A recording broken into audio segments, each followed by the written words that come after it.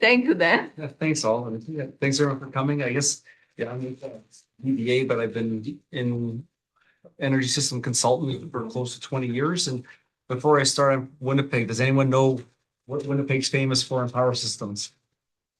There's two major things. What was the question? What is Winnipeg famous for in power systems?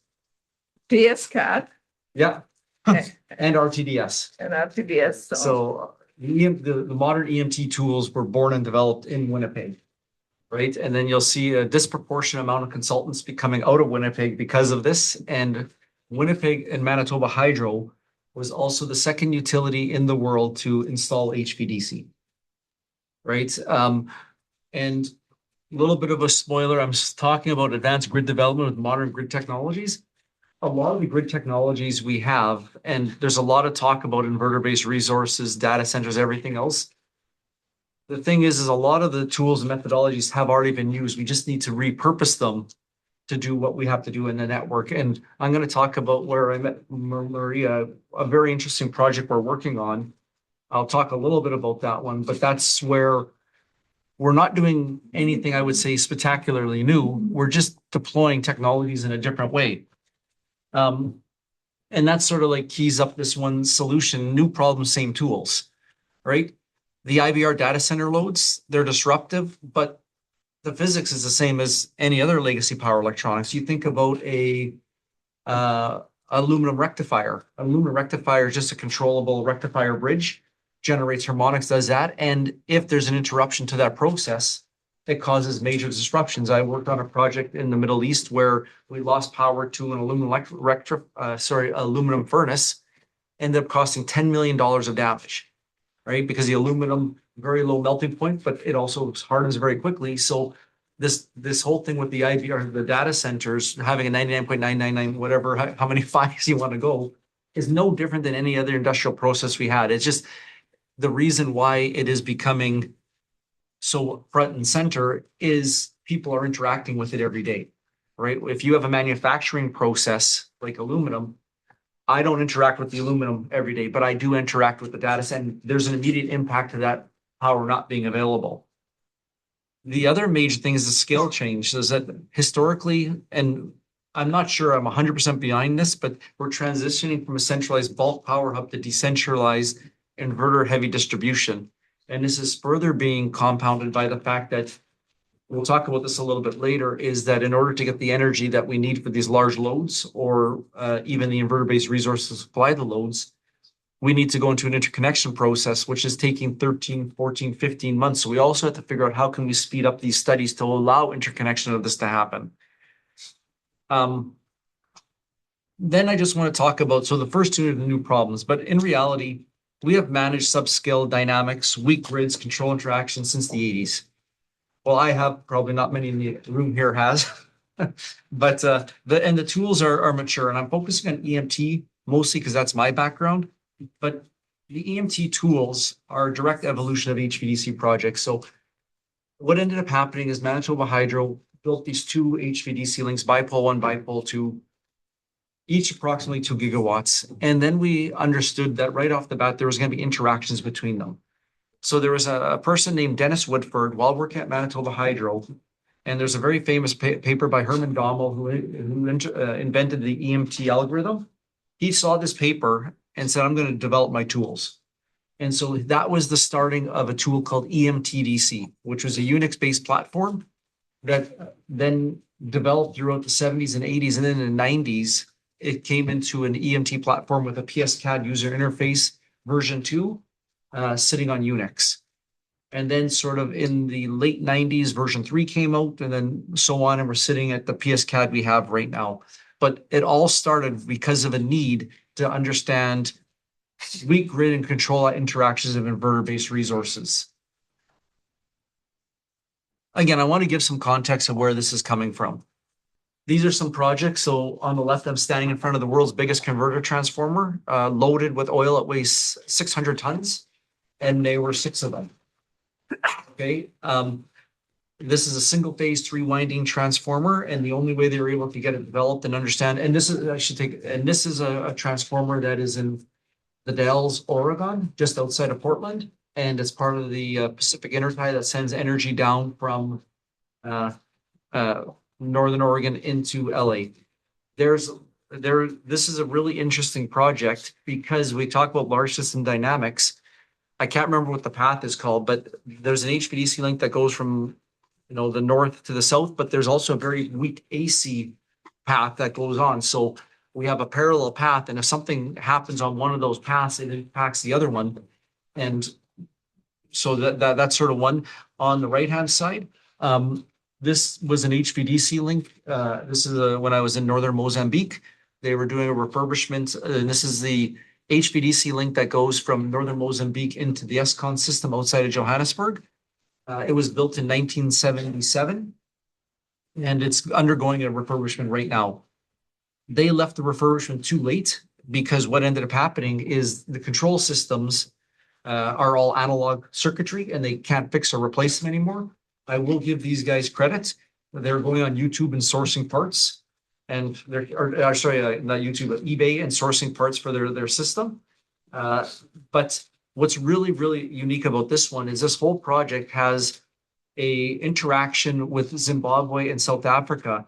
And there's something called a grid master power controller that has a satellite link between Johannesburg and the system in Mozambique to address some of these dynamic interactions that we're seeing.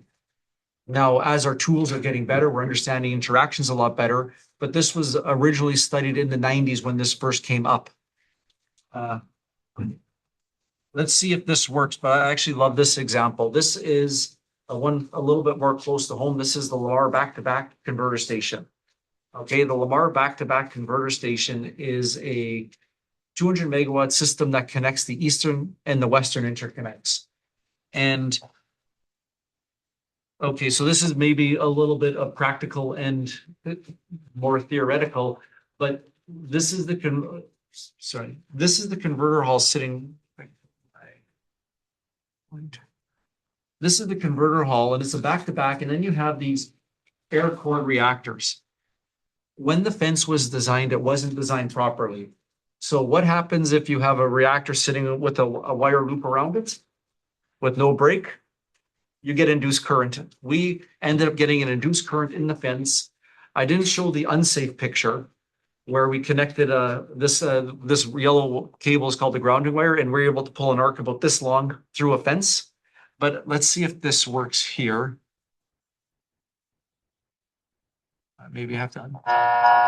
Can you guys hear that noise? Can you hear it going back and forth? Yeah. And it's going down and up. This is actually pretty cool. So what that actually is, we have the eastern interconnect and the western interconnect, and that is the phase angle shifting against the two of them, and that's the harmonics you're hearing as those phase angles are changing in resonance. So you're actually hearing the east and the west that are asynchronous systems shifting against each other. Right? I don't know. I always think that's really cool.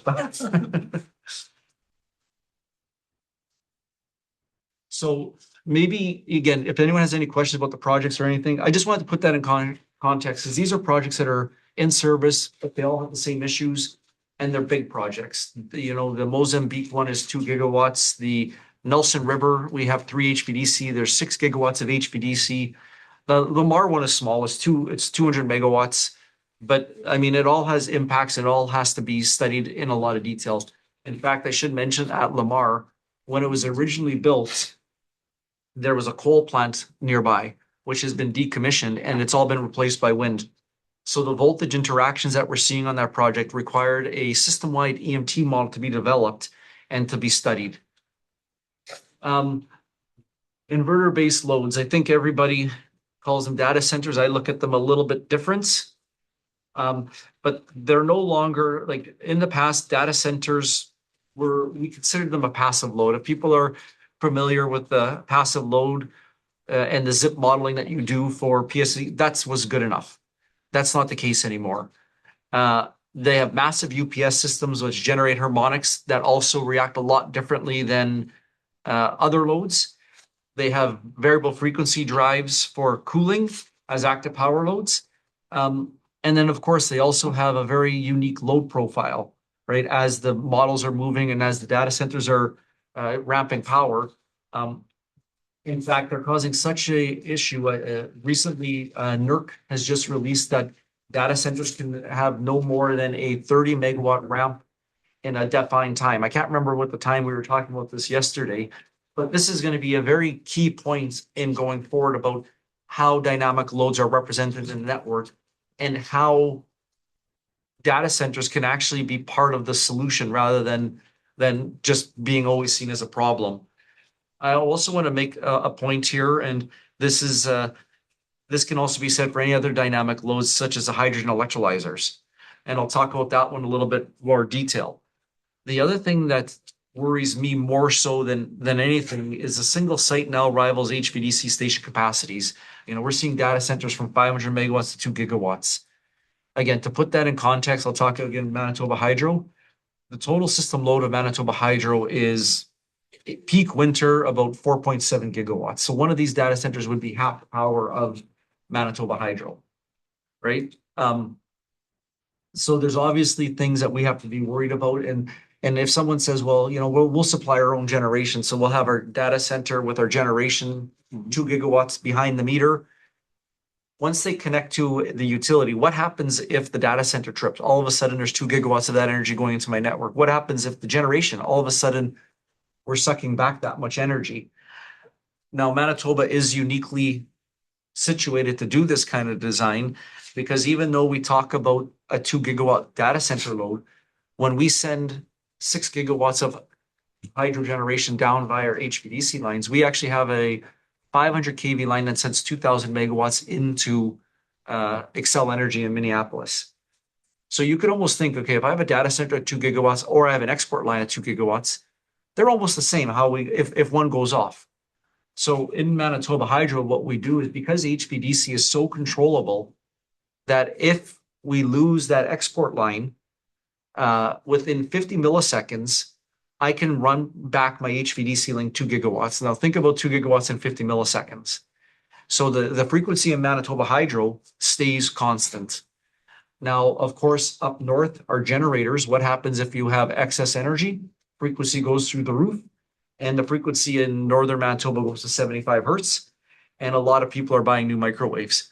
But Manitoba Hydro, everyone works for Manitoba Hydro, so they just expense them. But anyways, but you know, using this controllability, Manitoba Hydro actually, does anyone know MISO is the RTO of the region? Well, Manitoba Hydro is actually one of the frequency controllers for MISO. We don't get paid for it. This is what we're talking about. Like it's an ancillary service, but it's something that Manitoba Hydro can do with our HVDC link because of the controllability of it. The other one is fast dynamics. And I just was talking a little bit on the positive side, but we can also do step load responses can trigger frequency and voltage instabilities. Sorry, there was a question. No, that was Oh, something else. someone, yeah, Okay, sorry. we're working on an HVDC project in Chile. And so Where is George? We have student. on a side note, if anyone wants to go to China for 9 months, I've got a job posting coming up. You know, it's an RTDS project. But anyways, you know, these fast dynamics can trigger frequency and load instabilities in the grid. And one of the things that we're seeing, and this is where it's actually getting hard, is that we need to model these loads, as I mentioned earlier, with the same type of rigor that we do STATCOMs, wind plants, HVDC, but it's very hard to.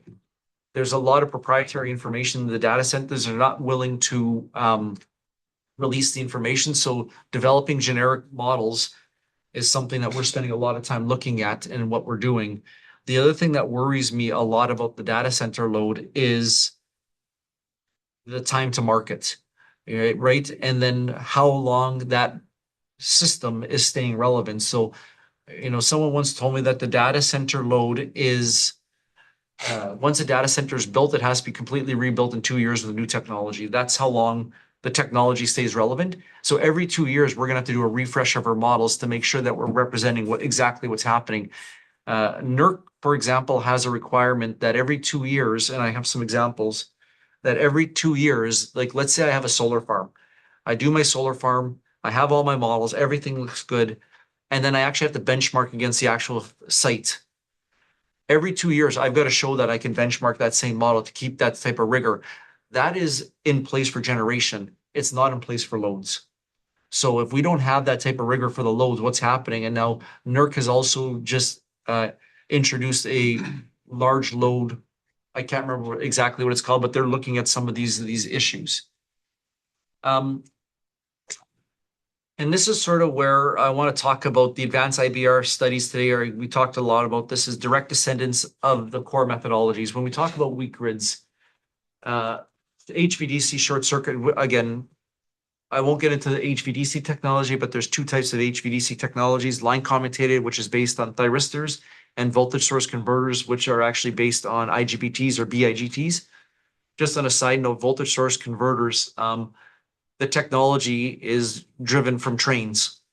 So when you think about a vector control drive for a train with the DQ decomposition, we're no different than what we're doing with HVDC and VSC. In fact, Siemens control platform is called Somatic TDC, and TDC stands for traction drive control.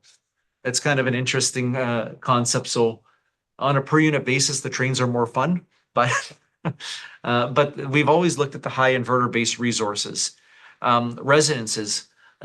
Resonances have always been an issue with HVDC, especially with the older technology.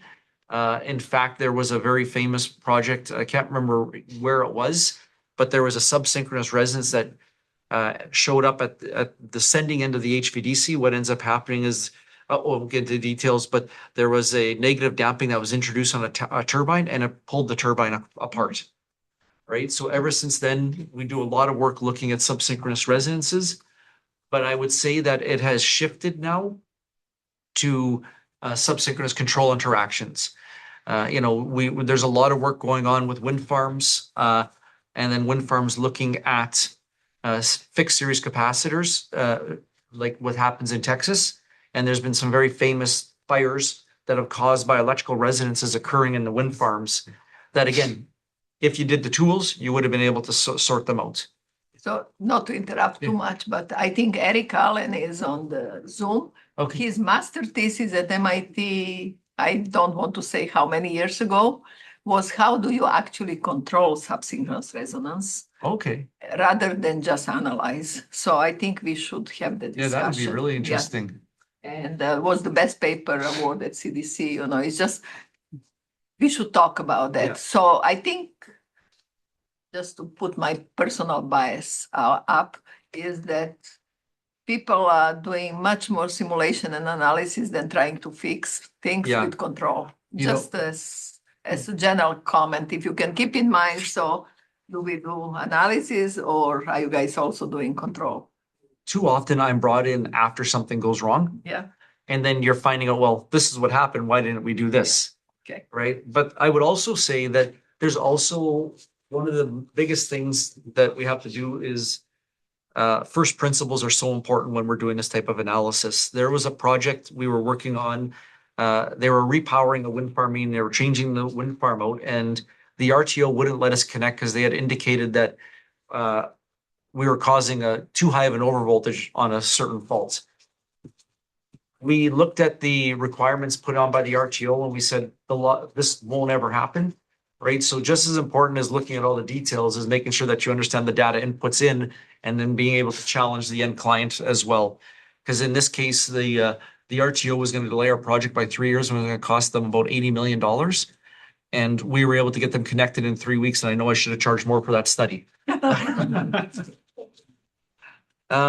Again, just now talking about the different tools. Obviously, there's historically two types of tools. I've talked a lot about EMT, instantaneous analysis, capture point on wave harmonics, fast control loops, unbalanced fault ride through. And then phaser domain are your tools like PSSE, PSLF, dig silent, and it's an average dynamic. So they're all phaser positive sequence, ideal for wide area load flows and frequency screening. And when I say frequency screening, the data set is used for frequency screening. It's still only valid at 60 hertz because I won't get, but anyways, but it fails to see subsynchronous control interactions. One of the things, and this is my personal opinion, so the blackout that happened in Spain showed that the engineering practices outpaced what they were doing. We need the tools to see all the noise before it becomes a blackout. So right now, what ended up happening is after the fact, they were able to recreate the event in EMT tools showing exactly what happened. They're like, oh, we should have done this, right? So they should have done this at the beginning. If you look at what the inverter-based, the penetration level was at that point, there was also an inter-area oscillation that was present. There's a whole bunch of things there that, again, taking a step back using first principles, you're like, okay, this is not a good situation. We should take a closer look. We didn't, and we weren't using the right tools to look at it. I also want to just show why the tools won't work. And this is why I asked about Electronics. Electronics is a Winnipeg-based company, and they're sort of pioneering the way we do large area EMT analysis. And this is a VSC, so a short circuit ratio of 1.5, so a fairly weak system. The blue line is PSSE. Most times in the past, someone would look at that and say, this is not stable, we need to do something. We run the exact same analysis using PSCAD that models more details. And you can see this is the voltage, the RMS voltage. You can see that the voltage here drops. It has a little bit of a overshoot, then recovers nicely. This system is actually stable. What this would have driven is in old planning tools, this would have turned around and said, we need a synchronous condenser to bring our short circuit ratio up to 2.5, and it would have cost the project, let's say, another $300 million. And it could have made the project unfeasible. By using the right tool and spending a little bit more time upfront studying it, we can do a much better job determining the problem.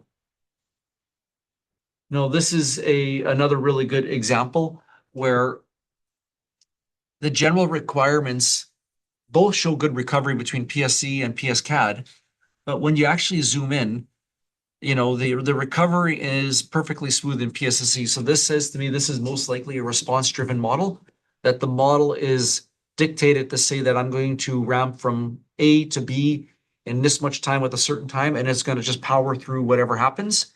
But you can actually see in PSCAD, as it's recovering, there's a little bit of an undershoot, and then it comes back up again.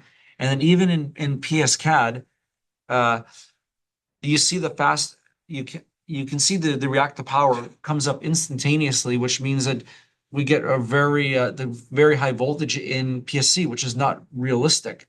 PSCAD is a much slower ramp up, and you can see that there's a little bit of an oscillatory response, which says that there's some inverter interactions going there that we'll have to tune.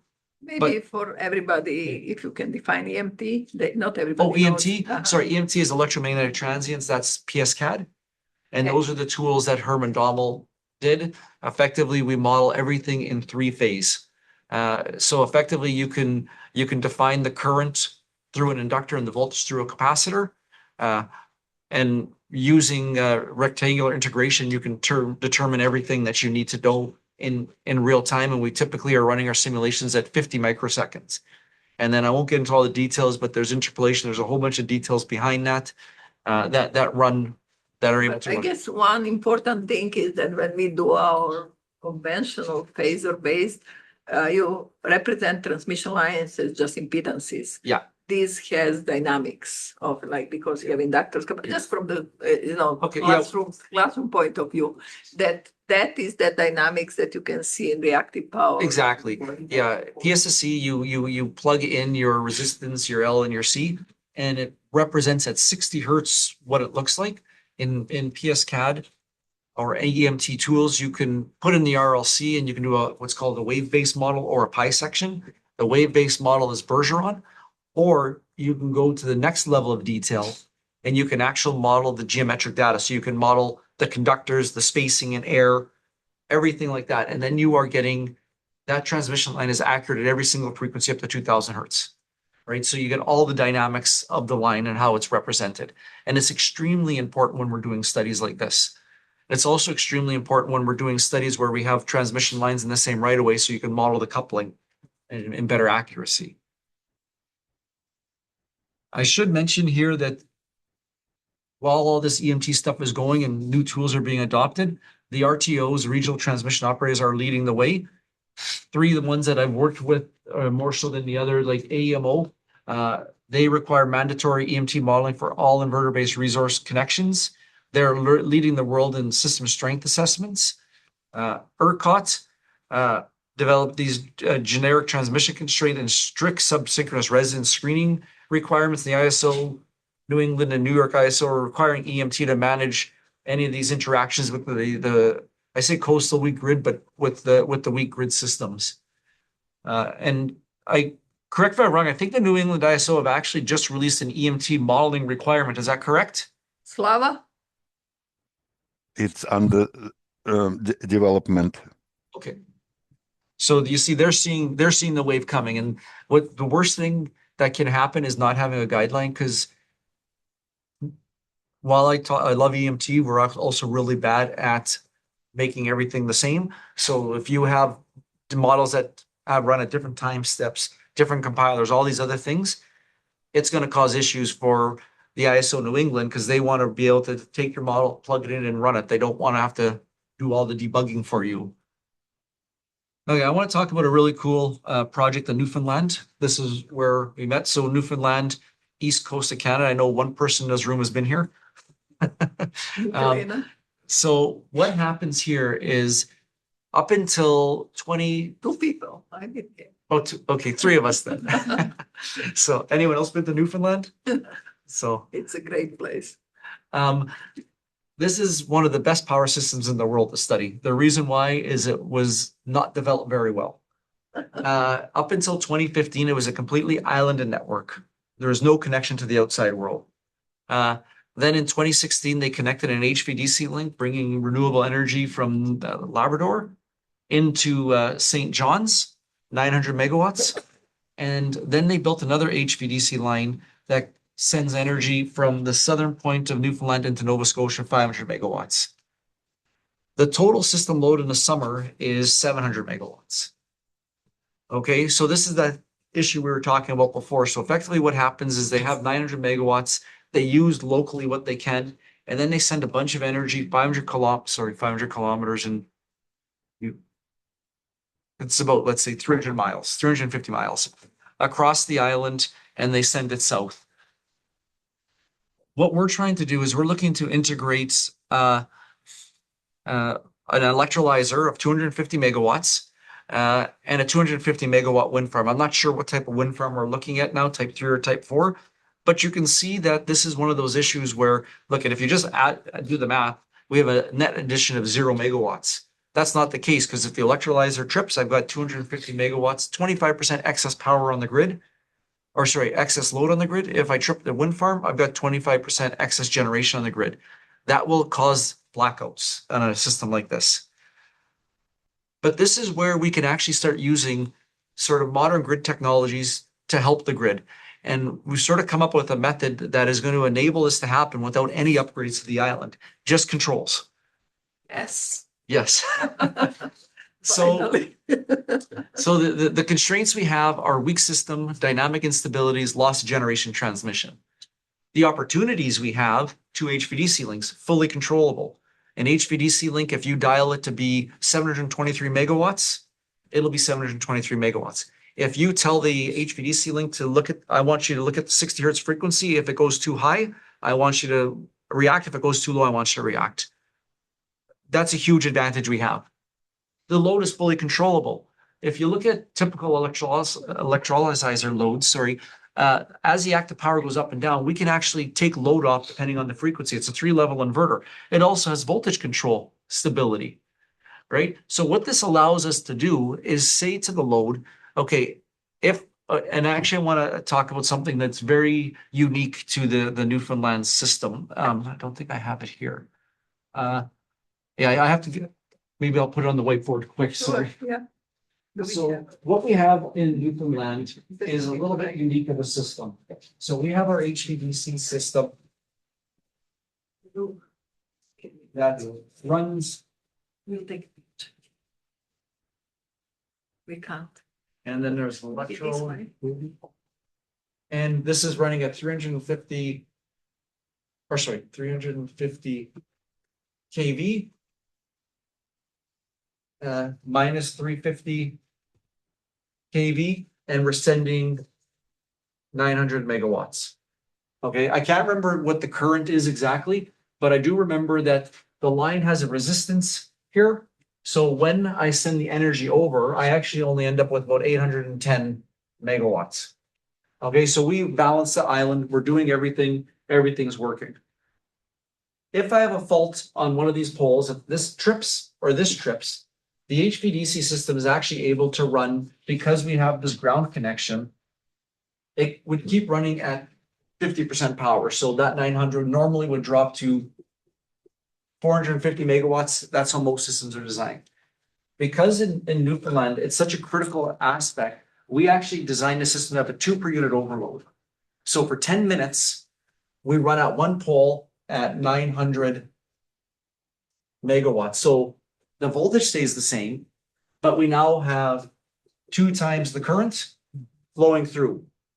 What does that mean for the losses? Increase like crazy. Because, Yeah. right? So we actually now only deliver not just 90 megawatts, it's like 675. I can't remember the exact numbers, but there's a substantial amount of energy lost just through the losses of this system, right? So what normally happens right now in Newfoundland is, because there's now a net shortage of about 160 megawatts on the island, we go into under-frequency load shedding. That means we're tripping customers off. Okay. What's really cool about this project is we will design this project to be an interruptible load that will allow this to happen. So if that event happens, and I've already said that the load is 250 megawatts, I got 250 megawatts, the power electronic loads will ramp down quick enough to stop the load shedding from happening. So by introducing this power electronic load that is interruptible, we're able to save the island from going into under frequency load shedding, right? So this is actually, I love this example because we're working very close with Newfoundland Hydro. They like this because Newfoundland Hydro solved a major issue on their network. I didn't have to build any new transmission lines.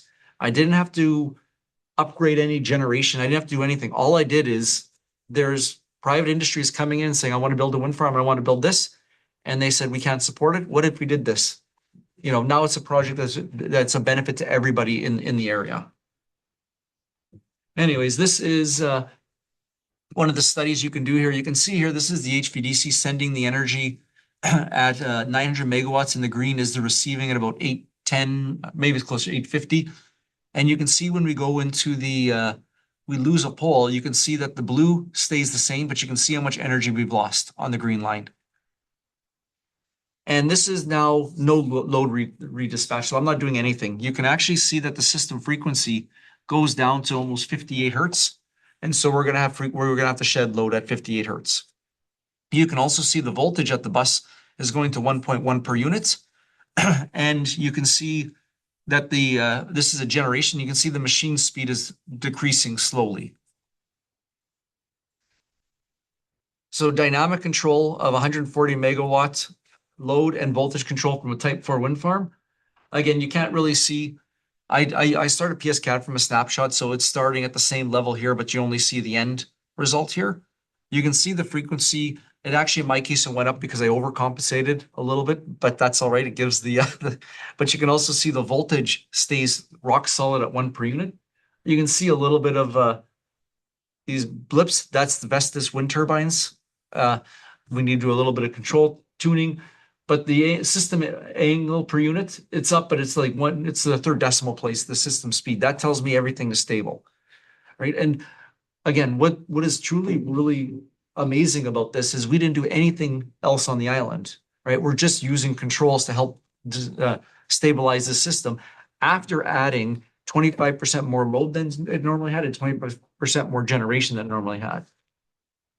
This is just kind of a cool project because I like this one. We were doing a 10 megawatt, 20 megawatt hour mega Tesla battery in Alberta. And these are some of the steps we had. So, you know, the blue is the measured and the red is the simulated in PSCAD. You can see we're pretty close to what's happening here. This is one in Texas. Again, a 200 megawatt solar farm where we do a step change and we go measured to simulated up and down. again, this is extremely important and we're gonna have to start doing this for data center loads as well. Just a quick question. When you simulate this, how do you represent the rest of the system? There's two ways we do it. So, and this is a really important question because if I tell a solar farm that they have to, like for a step change, I may say you need to do a 10% step change and settle within X%, like whatever those criteria is, that criteria is going to be measured against a simple evidence source. Right. Because I don't want the AC system interfering with this. When we do these types of tests, I mean, ERCOT is easy because it's a very strong system, no system dynamics, but in a weak system, when you're doing these step changes, you're going to have an interaction on the AC system. So you do have to then run against the Thevenin, but then you also have to run into a system equivalent to understand who's doing what. Okay, just for the record, Mhm. I think that PSCAD cannot model the dynamics of a lot of details on the rest of the system. It has a hard time, and I'm not a pro on this, just asking more. It has a hard time modeling interconnected large system. It just focuses on, let's say, on that particular project and represents the rest with equivalent system. Yeah, Is that correct or no? no. No, okay. No, that's Yeah. fine, please. So what, and now that this is sort of where electronics has done a lot of groundbreaking work. So if you think about Newfoundland, I've modeled the whole system of Newfoundland in EMT. It's not a huge system, but it's still 150 buses, right? PSCAD, With PSCAD. and we were told that PSCAD putting many components together, No, it's a nightmare. It's not. So the entire country of Australia is modeled in EMT. And what they do is they use advanced computing. So again, this is actually a really cool technique. So in the same way that we speed up EMT solutions. So, okay, if I have a transmission line that's 15 kilometers long, okay, 15 kilometers, assuming the speed of light. So if one thing happens at this end of the transmission line, it goes to this end. If it's 15 kilometers long, it's approximately 50 microseconds for this event to show up over here. So if I'm running PSCAD and I'm running it at 50 microseconds and something happens here and my time step is 50 microseconds, I don't have to worry about what's happening over here until the end of that time step. Do you know what I mean? Right? So if I have a spike of power here or spike of my voltage here, it has to travel down this transmission line and it'll take 50 microseconds to get here. So what we do in EMT is that we take advantage of that and we actually do parallel simulation. Okay, So if I have a connected grid that has 50, so I can have like 5 different parallel paths. They're all running on their own core. They're all doing their own math, and that's how we do it. I think Miroslav, you should take some time in the afternoon to talk because his whole PhD thesis is about the effect of delays. Okay, So, I mean, that's does the the delay matter or not? delays matter huge. Okay, And especially when you're modeling solar farms and everything, most of the models don't include measurement delays. I don't know if you're talking about measurement delays, but you gotta have they will be make or break for a power system. yeah, you should spend some time, give him more of the I won't get into practical this one feedback, yeah. because we're almost out of time. That's but- okay, just, Yeah, I don't, so I just put this up here, but I wrote a paper when I was in New Zealand. There's an HVDC link that connects the North and the South Island. And we did a very, very detailed study in Dig Silent, PSSE, PSCAD, and RTDS. And then we went to site and we commissioned everything. It's a really cool paper. It was written a while ago. I'll send the link over to you.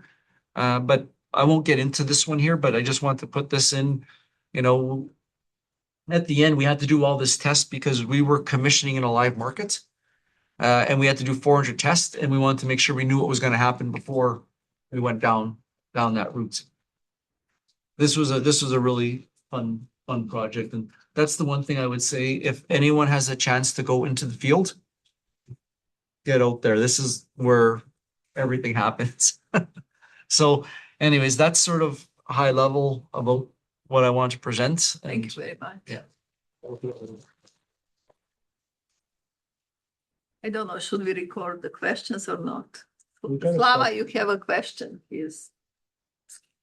Yes, at least couple of questions.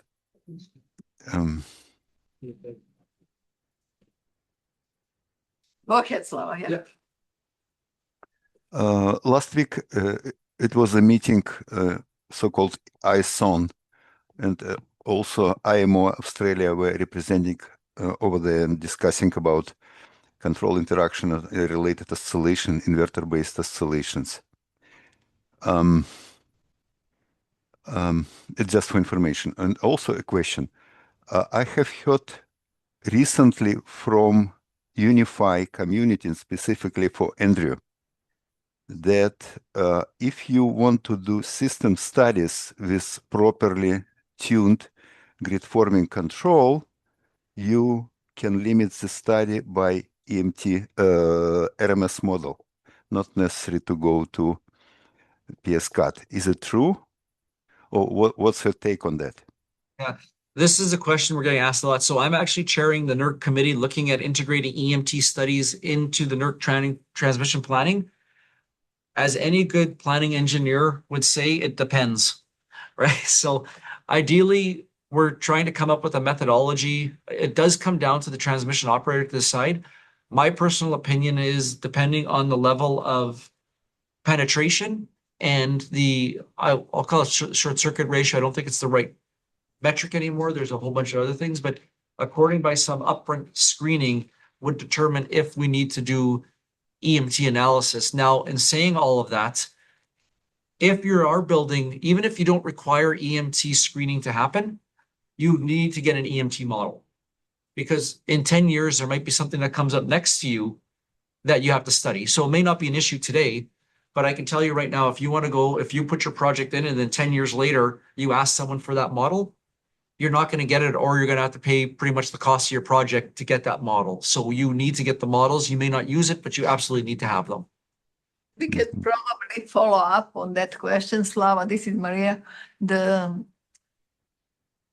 Miroslav is looking in his PhD thesis a little bit. If you do RMS with like these Unify models, they're just Drup models, and they assume that the internal dynamics of the current feedback and voltage feedback is stable, that very fast ones. If you didn't tune your internal controller, right, for some very large changes or for faults, that fast dynamic is going to interact with the dynamics of the transmission line. And to discover that, then you need that model. Maybe we can follow up on that.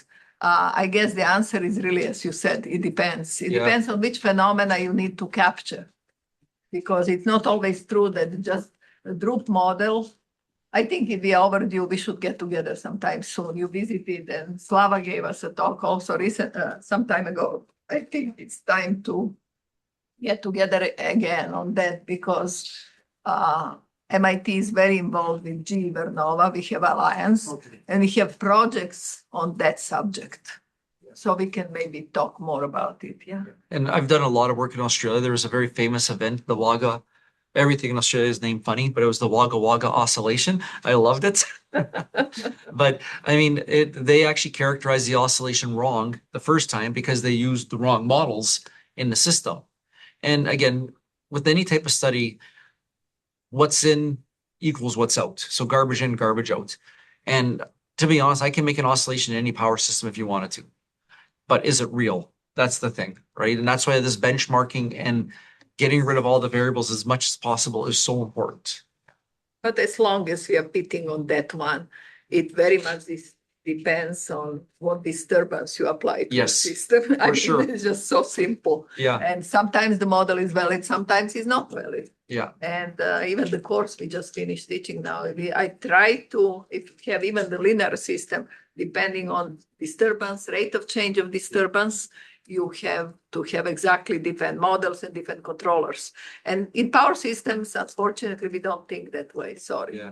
Well, and this is, if I like to think I made one contribution to the industry, about 15, 20 years ago, I introduced the concept in HVDC of the golden model, which is a model the vendor has to give you and you have to benchmark all the way through. So when the vendor walks away and in 5 years something happens, you know you have a benchmark model going through.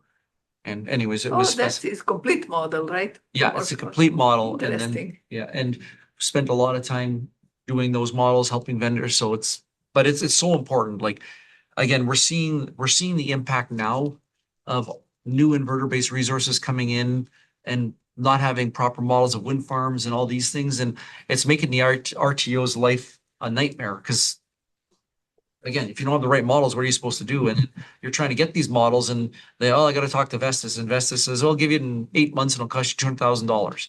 Right? It's just ridiculous. Slava, does that make sense, or what is that Okay. group deciding? Yeah. It's everything makes sense, but with some, but details are very important. And probably another question, why I mentioned this meeting last week about oscillation, because there was presentation from Denmark, and they see an interesting oscillation. They cannot find out the reason, and they suspect control interaction. And what they say, interesting thing, which I really don't understand. They said initially understanding was HVDC line is completely separating two AC systems. But now they said it's not true anymore. So then the question is, does really a modern control can propagate oscillation through HVDC line, or do you necessarily need to have parallel AC line to do that? I just want to see, I wrote a paper on that. So in Denmark, I did a study. So EnergyNet had an issue. They have 5 HVDC links. And they actually circulate power through the grid. Okay. And what was happening, and not to get in, I wish I had I'll find the paper. But anyways, what was happening is they were circulating power through, and we were actually transferring commutation failures from one grid to the other grid. And it came down to, at that point, that we didn't have enough inertia on the system.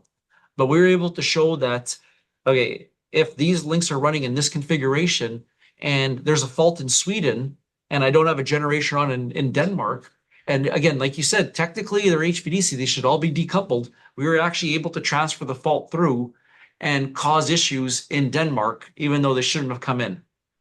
So we did that work for EnergyNet. I don't know, there's a guy named Hans Eldberg, who's out in I should put you in touch with him.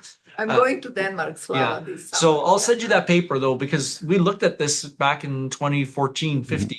But it's a little more academic take, Oh. Slava, just to follow up on what Dan. But they're discussing events, multiple events, which were shown for the last 2 years only. Yeah. In the last 2 years, they've also, so one of the big conclusions of our study is, unfortunately, because of how they've configured their system, they need to keep a certain number of thermal units online for the spinning, for the inertia. I think they've gotten rid of some of those, and they're relying too much on, again, I don't know all the details, but they're relying too much on synthetic inertia from controls that's not there. And the other thing that happened, and I don't know how far down the path they are, the Denmark system runs at 154 kV, and they were looking to underground a lot of their network. As part of the undergrounding, of course, moving from overhead line to cable, voltage becomes a major issue. I'm wondering if there's a few of those. I'd love to hear, Slava, if you got more details on this, to take a look and see. And also, if I can, I would like to ask one more question. Sure. Okay, system inertia. Okay, a lot of people looking currently in the system inertia, and I believe it's completely wrong parameter to monitor. Yes. And let me take my view. Okay, traditionally in traditional system, system inertia was very good because it's good approximation of frequency nadir at generation contingencies. But a real problem why people looking at inertia is really to evaluate, are you hitting under frequency voltage shading after contingency or not? And inertia was good approximation of that parameter. Now, with a lot of inverters and fast control, really, your frequency control can work much faster because frequency nadir typically happen roughly 3 seconds after the fault. So, and control can operate much faster and restore power balance and arrest frequency. So, monitoring inertia became practically useless in modern system. What do you think? Again, depending on the system, and this is Slava, this is exactly what we're doing in Newfoundland, right? We didn't add anything but power electronic response to frequency, right? That's what we're doing. We can react faster than a sink. And a good way to look at this is, so I do agree with you, like short circuit ratio, inertia to an extent, we need some of it. But I mean, when we were doing a study in another utility, effectively what happened is they did the short circuit assessment. They looked at this in steady state and they said I needed to add almost 1,500 megavars of synchronous condensers.